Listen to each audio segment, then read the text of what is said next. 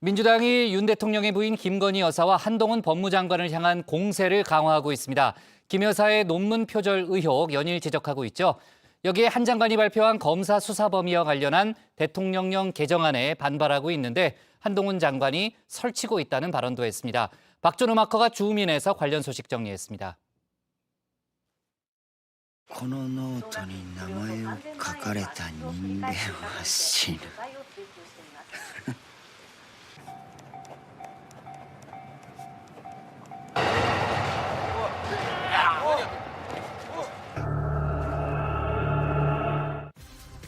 애니메이션이 원작인 영화 이 데스노트의 한 장면입니다. 말 그대로 죽음의 노트인데요. 이름이 적힌 사람은 죽는다는 설정입니다. 이 정치권에서도 이 데스노트라는 용어가 종종 사용이 되는데요. 가장 잘 알려진 게 이 정의당의 데스노트죠. 지난 문재인 정부 장관 후보자들 가운데 정의당이 사퇴를 요구한 이들이 실제로 대다수 낙마하면서 생겨난 말인데요. 이번 윤석열 정부의 국무위원 인사청문회 전국 때도 다시 한번 이 말이 회자됐던 바 있습니다. 사실 정의당의 데스노트, 정의당은 시민의 벗이자 또 정치적 대표로서 공당이지 뭐 데스노트, 뭐 애니메이션에 이제 나오는 그런 무시무시한 존재는 아니라고 생각이 되고 정의당이 공직 후보자 인준 기준에서 갖는 유일한 노트는 평범한 시민들의 상식 사전이다. 정작 정의당은 더 이상 이 표현을 사용하길 원치 않는데요. 민주당이 대신 쓰고 싶어한 눈치입니다. 최근 윤석열 정부의 2명을 이 데스노트에 올렸죠. 윤 대통령의 최측근인데요. 먼저 1번은 김건희 여사입니다. 국민대가 김건희 논문을 김건희 여사 논문이요? 아니라고 면죄부를 주지 않았습니까? 네. 삼척 동자가 보더라도 빤한 표절 논문에 면죄부를 준 것은 대한민국 대학교육 역사상 가장 수치스러운 역사 중에 하나로 기록될 것이고요. 민주당 이 김 여사의 박사학위 논문 표절 의혹을 집중 공략하고 있습니다. 이 대선 국면에서 한 차례 불거졌던 의혹이지만요. 국민대가 지난 1일 김 여사의 논문을 재조사한 결과 문제가 없다고 결론을 내리면서 논란이 재점화됐죠.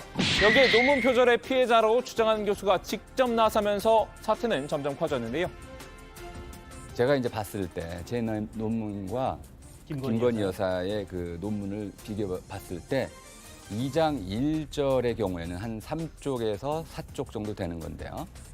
100% 똑같았습니다. 토시 하나 다르지 않고 그대로 베껴 썼습니다. 숙명여대 기초교양학부 구현상 교수인데요. 이 논문 표절의 근거를 방송에서 구체적으로 얘기하고 있습니다. 구 교수는 김 여사가 자신의 논문을 짜깁기 했다고 보고 있습니다.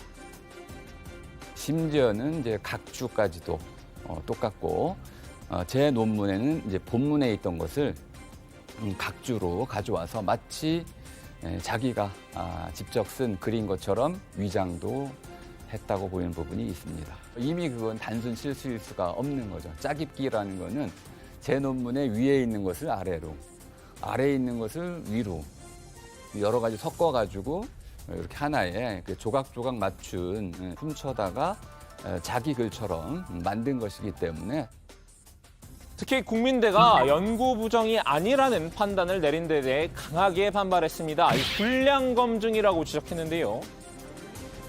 저는 이 국민대의 그 표절 검증을 박사학위 불량 검증 사건이다. 일부 표절이 인정이 되지만은 학계에서 통상적으로 용인되는 수준 범위 안에 있다. 네. 이렇게 말씀하셨는데 국민대는 그 박사 학위를 주는 검증 기관일 뿐만 아니라 수여 기관입니다. 근데 이러한 그 학위를 주는 이런 기관에서 마치 일부 표절이 있더라도 문제가 없다 이렇게 얘기한다는 것은 아주 잘못된 것이고요. 국민대는 총장이 직접 진화에 나섰습니다. 이몽재 총장이 소속 교수들에게 입장문을 배포했죠. 이번 재조사를 담당한 연구윤리위원회는 독립성이 철저하게 보장됐다라는 해명인데요. 순수하게 연구 윤리 기준과 관점에 따라 독립적으로 구성된 기구에서 판단한 내용이 존중받길 바란다라고 밝혔습니다. 하지만 이 국민대 교수회조차 학교 측의 봐주기 논란을 문제 삼고 있는데요. 오늘 임시총회도 열었습니다. 독자적으로 논문 심사위를 구성할지 여부를 두고 이 전체 교수들을 대상으로 투표를 진행하기로 했다고 합니다. 민주당은 내심 웃고 있는 분위기입니다. 상황이 바라던 대로 흘러가자 부채질에 나섰는데요. 민주당 내에선 이 국민대가 현 정권과 결탁하고 있다는 취지의 주장까지 나왔습니다. 하여튼 문제는 총장이 교육자의 사명을 외면한 채 보이지 않는 손, 누군가의 눈치를 보고 있다고 저는 느꼈습니다. 저는 국민대하고 교육부가 지금 한 배를 타고 있다고 봅니다. 이 엉터리 결론을 내린 것에 대해서 사퇴하신 박순애 교육부 장관이 즉시 대학의 판단을 존중한다고 그랬잖아요. 네, 안민석 의원입니다. 이 정권의 눈치를 살핀 국민대가 의도적으로 김 여사를 감쌌다는 의구심을 드러낸 건데요. 안 의원 지난 지방선거 때 이 경기지사 후보로 나서며 명심 인증 릴레이를 펼쳤던 바 있죠. 가장 이재명 기질을 닮은 돌파력과 추진력 그런 면에 있어가지고 저는 그런 기질을 닮았다고 보고요. 이번에 안 의원에게 이 명심 인증 배턴을 이어받은 이도 이 공격 선봉에 섰습니다. 유력한 당권 주자인 이재명 의원의 이 러닝메이트를 자처한 인물이죠. 언론에서는 뭐 어대명은 확대명이다 이렇게 보는데 현장에서 제가 보면은 거대명이에요. 거대명? 거의 대부분은 이재명이에요. 아, 거의 대부분은 이재명. 예, 현장 분위기는 더 쏠림 현상이 있어요. 무한정, 무조건 한 표는 정청래. 이걸 좀 명심 민주당 최고위원 있게 경선에 하셨으면 출마. 최고위원 후보로 나선 정청래 의원입니다. 이 정 의원은 안 의원보다 한 발 더 나아갔는데요. 김 여사의 논문 표절 의혹을 이재명 의원의 사법 리스크를 방어하기 위한 수단으로 활용을 했습니다. 이 의원의 부인 김혜경 씨의 법인카드 유용 의혹보다 김 여사에 대한 수사를 먼저 벌여야 한다고 목소리를 높였습니다. 저는 김혜경 여사보다 김건희 여사 문제를 더 신속하게 수사해야 되는 거 아닌가 그런 생각이 듭니다. 뭐 여러 가지 국민대 논문도 지금 문제가 되고 있고 또 경력 부풀리기 또 도이치모터스 김혜경 여사는 그거에 비하면 세 발의 비죠.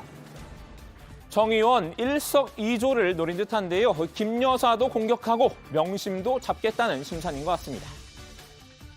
그래서 아니 대통령 부인이 됐으면 면책 특권이 있는 겁니까? 그래서 저는 적어도 100번 양보해서 공정하게 하려면 김건희 여사 또 똑같이 120, 30번 압수수색하고 해야 되는 거 아닌가 그런 생각이 듭니다. 민주당이 데스노트에 올린 두 번째 인물을 살펴보겠습니다. 이 김 여사와 카톡을 주고받았기 때문일까요? 처음부터 민주당의 눈밖에 났던 인사죠.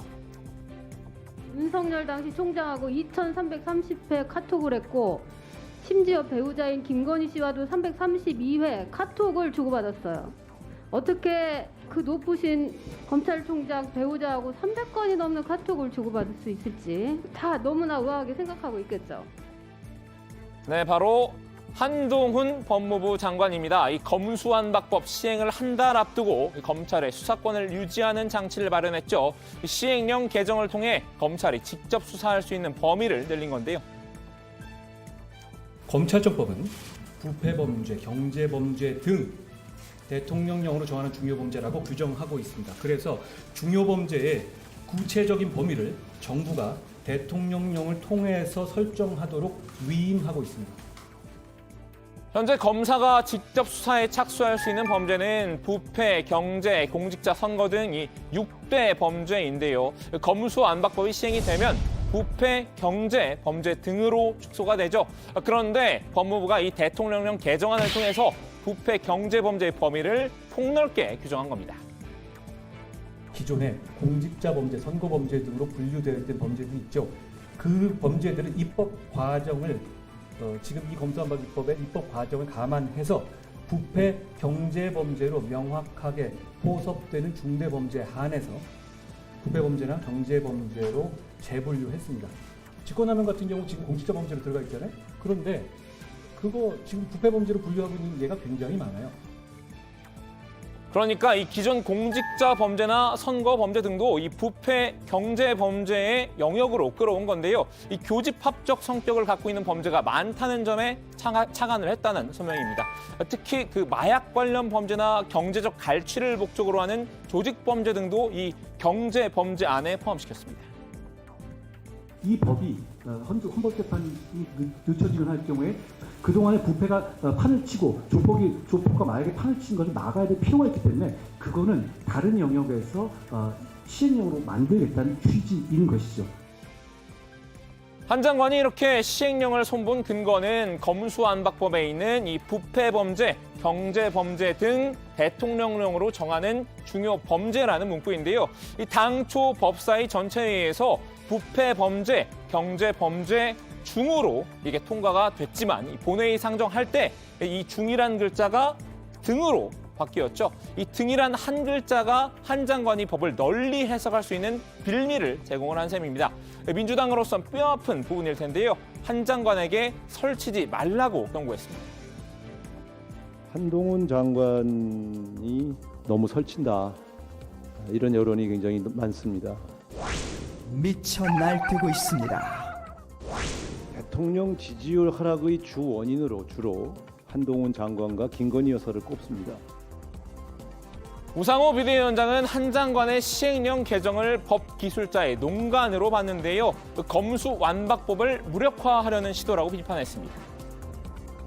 저런 걸 우리가 흔히 법기술자의 농단이다 이렇게 얘기하는데 정말 저희 상상을 초월한 기괴한 방식들을 너무 많이 동원해서 오히려 저것이 법에 대한 신뢰를 더 무너뜨리는 그런 역작용이 나타나고 있다 이렇게 보여지고요.